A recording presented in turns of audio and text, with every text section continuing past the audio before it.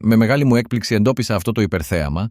Φαίνεται σμινούργησε από ένα θηρίο με λύση που το προορίζω για παραφιάδες. Αμέσως έφερα μια κυψέλη με 5 πλαίσια που έχω πάντα στο αυτοκίνητο και την τοποθέτησα δίπλα στο σμήνος.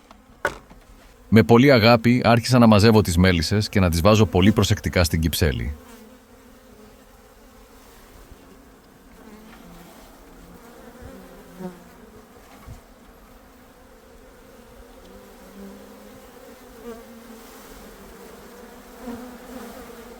Οι μέλισσες όταν σμινουργούν δεν είναι επιθετικές εφόσον το μόνο που θέλουν είναι ένα καινούριο σπιτικό.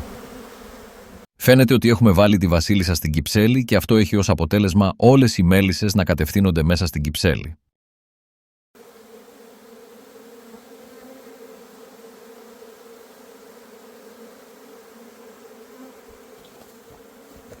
Τι υπέροχο θέαμα. Είμαστε τυχεροί, βρήκαμε την βασίλισσα από την αρχή και τώρα μπαίνουμε μέσα στη νέα κυψέλη. Αρχές του Φεβράρι αφεσμός. Αυτά έχει όταν είναι καλοκαιρία. Κοιτάξτε αυτό το υπερθέαμα. Στρατόπεδο.